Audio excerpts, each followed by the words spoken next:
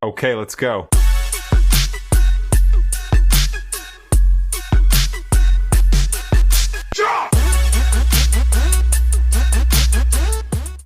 Pronto, pessoal, vamos para a parte prática aqui dos pilares em Python, tá? Vou começar primeiro com encapsulamento, vou mostrar para vocês duas técnicas, tá bom? Que a gente utiliza para poder utilizar o conceito de encapsulamento em Python, tá? Primeiro, existe uma convenção de se usar um underline ou até dois underlines, né? Mas o que eu mais vejo são dois underlines, para poder mostrar que aquele atributo é um atributo privado, tá? O que isso quer dizer na prática? Quer dizer que eu estou avisando para o meu usuário que está mexendo com a minha classe que ele não deve fazer alterações nesse atributo, porque ele é um atributo privado, tá? E o que acontece na prática? Se eu tentar mexer nesse atributo diretamente, né, ele não vai alterar o valor do meu objeto, tá? Então aqui, ó, deixa eu só executar para você ver. Aqui, eu fiz 4 prints, tá? 4 exibições. Primeira exibição, ele vai apresentar o saldo atual, que seria R$1.000, beleza? Ele apresentou esse 1.000 aqui. Depois, eu fiz uma alteração em conta.underline saldo para 3.000. Então, ele estaria valendo agora 3.000, né? Se eu estivesse mexendo diretamente no meu atributo. Quando eu faço print desse conta.underline saldo, que seria o meu atributo, ele exibe 3.000. Beleza, então coloquei 3.000 para o meu saldo. Mas quando eu faço um depósito na minha conta, né, de R$20, então eu chamo o método depósito e ele vai fazer um mais igual, né, desse valor em saldo de R$20, aí deveria ficar 3.020, né, nesse caso. Mas quando a gente pede o get saldo de novo, ele vai estar apresentando 1.020 para a gente. O 1.000, que está vindo aqui de cima, e o 20 que eu acabei de adicionar, tá?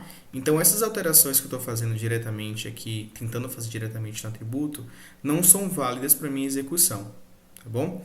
Minha execução, quando eu estou usando dois underlines, ele vai estar executando justamente apenas o que os outros métodos fazem e só vai estar retornando os valores, alterando os valores de acordo com os métodos internos aqui dentro dessa classe, tá bom? Então, de fora da classe, eu não consigo fazer essas alterações diretas nos valores do atributo do meu objeto.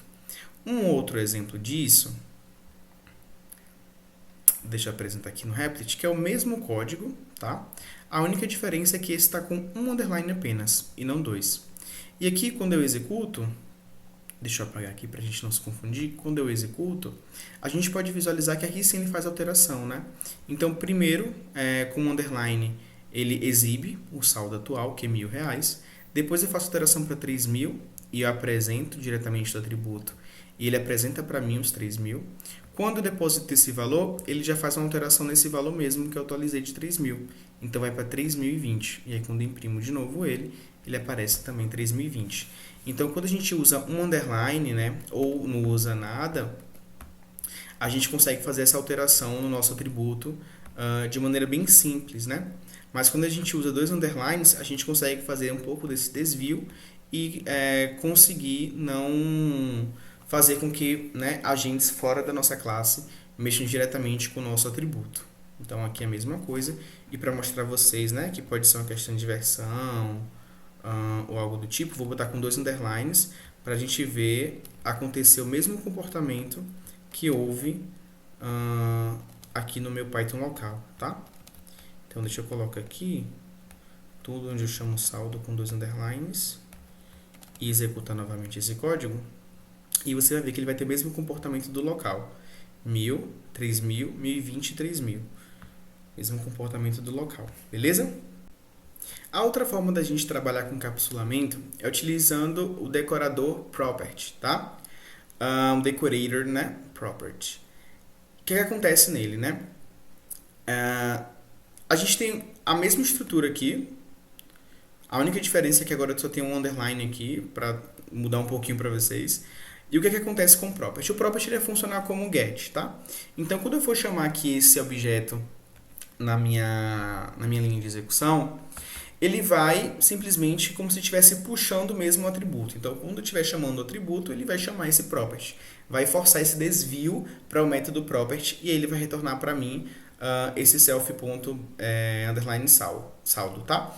E quando eu estiver tentando fazer uma atribuição direta, nesse caso aqui, da linha 31, ele vai entrar dentro do saldo setter, tá? Então, essa aqui é a sintaxe. Então, arroba property, a gente cria o método com o nome do atributo que a gente quer que, né, o usuário chame, e aí a gente retorna o valor, que é o valor que a gente vai retornar quando ele estiver chamando.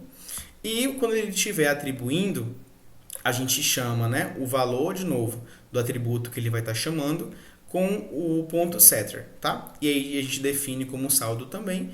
O novo saldo é justamente o valor que ele está tentando atribuir, esse 1500. E ele aqui está fazendo só uma verificação, né, para ver se esse valor que ele está enviando é um valor negativo ou não. Se for um valor negativo, ele vai retornar para mim uma mensagem de erro aqui, tá? E se for um valor maior ou igual a 0, ele vai preencher para mim. Depositar e sacar a mesma coisa. Se eu exibir isso aqui, vocês vão reparar que ele vai fazer o seguinte, né? Primeiro eu crio a conta aqui bancária com R$1.000, aí eu faço o print desse valor. Então ele está entrando aqui dentro do meu property, tá? Quando eu estou chamando um atributo, ele vai entrar aqui dentro do property. E ele vai exibir 1.000, tranquilo, consegui fazer atribuição de boa. Quando eu chamo conta saldo é igual a 1.500, ele está entrando dentro do setter e está alterando o valor. Isso é provado quando eu peço a impressão aqui, ele vai exibir 1.500. Ah, Douglas, mas isso não tem como provando que está entrando no setter, não. Ele pode estar alterando tranquilamente no atributo. Tá, mas isso aqui prova. Quando eu chamo conta.saldo e atribuo um valor menos 500, você repara que ele está apresentando para mim o saldo não pode ser negativo. O único lugar que isso aparece é dentro do saldo setter, tá? Desse método aqui no else. Então, print, o saldo não pode ser negativo. E aí isso fica mais provado quando novamente eu imprimo aqui o conta.saldo, ou seja, chamo o property novamente e ele vai exibir o 1.500 para mim, ou seja, o valor é o mesmo do anterior. Ele não foi alterado com esse menos 500 aqui. Beleza? E é isso. Vamos para herança. Herança eu já mostrei para vocês. É algo bem simples também. A ideia de herança é herdar, tá? Então, existe uma classe filha que vai herdar de uma classe pai. A classe pai, ela sempre vem como um parâmetro da minha classe filha, tá bom? Então, classe animal é a classe pai, classe cachorro é a minha classe filha, e aí esse pai vem aqui como um parâmetro. E aí, o que é que isso quer dizer? Quer dizer que a minha classe cachorro, ela vai estar herdando os atributos da classe animal, bem como os métodos também da classe animal. Nesse caso, ele está herdando somente o nome mesmo e o método fazer som. Então, nesse caso também está havendo uma questão de sobrescrita, né? Porque fazer som aqui, esse método de cachorro, está sobrescrevendo o método fazer som que está vindo lá de animal. Já vou mostrar isso para vocês. E aqui na prática o que acontece, né? A gente tem um animal genérico, que é o animal, e eu crio com o nome genérico, então eu estou chamando justamente essa classe aqui, mandando um init o nome, e ele vai exibir para mim, quando eu der um print aqui, genérico, tá? E quando eu crio o cachorro com o nome cachorro Bob e imprimo ele, ele vai estar exibindo Bob para mim, e quando eu peço para fazer som, ele vai estar exibindo au. Beleza? E aí, o que é a sobrescrita, né? Que eu comentei aqui agora. É o seguinte, ele está retornando au. Mas se não existisse esse método aqui, né? Eu falei para vocês que ele está herdando tudo de animal, então ele herda tanto o atributo quanto o método também fazer som. Então, quando eu chamo fazer som, ele está entrando nesse método aqui de animal, tá? O que isso quer dizer? Quer dizer que ele vai exibir o blá blá para mim. Então, cachorro, quando ele não tem um método implementado, né, do mesmo nome que tem um método implementado na classe pai, a classe pai vai sobressair e ela vai ser apresentada aqui para a gente. Tá? Nesse caso, como fazer som está na classe filha, ela tem prioridade. Essa aqui é uma característica do polimorfismo, tá? Então aqui ele exibe o au. Mas só para vocês verem que ele está herdando tanto o método de fazer som quanto o nome, né? que vem do animal. Isso fica provado porque aqui em cachorro a gente não vê um definite recebendo como um parâmetro o nome. Mas ainda assim, quando eu crio o cachorro, eu preciso passar um nome como um parâmetro, né? Porque justamente ele está usando da mesma característica aqui da classe animal. E aí, se eu remover aqui, ó, o Bob e exibir, ele vai dar um type error, né? Missing one required positional argument, ok? Então, deixa eu retornar aqui. E aí foi. Essa aqui é a característica de herança. Conseguir herdar atributos e métodos de uma classe pai. Só isso. Na parte de polimorfismo, deixa eu tirar os comentários aqui.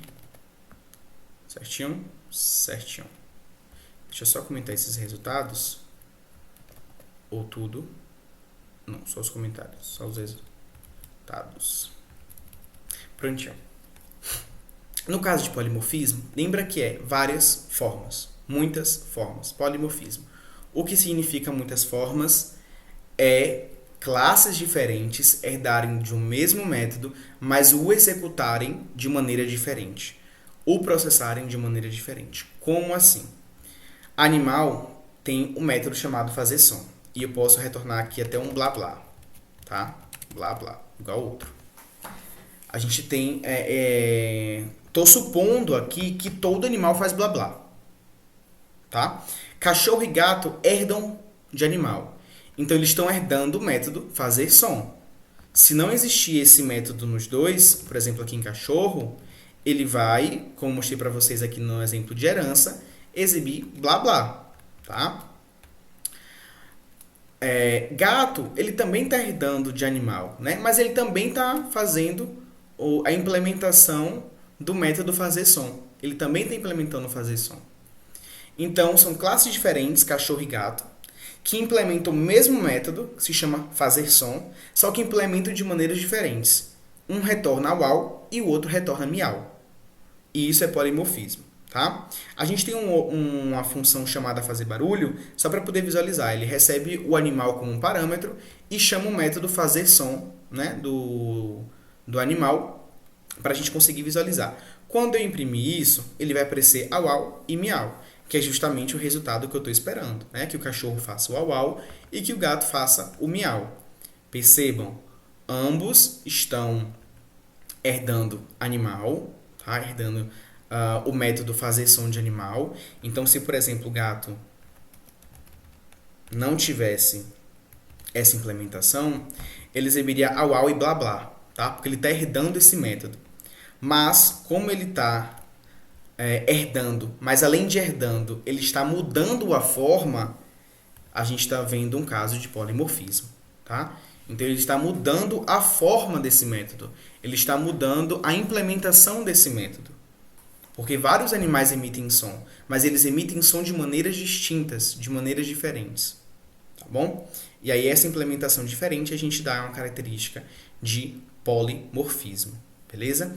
Esse caso é o caso de sobrescrita. Por quê? Porque existe uma prioridade para esse método ser executado. Vejam que quando eu deixo o método fazer som aqui em gato e executo, ele apresenta miau para mim, que é justamente o que esse método está retornando. Se eu tiro ele, boto um PES aqui, removi, tá?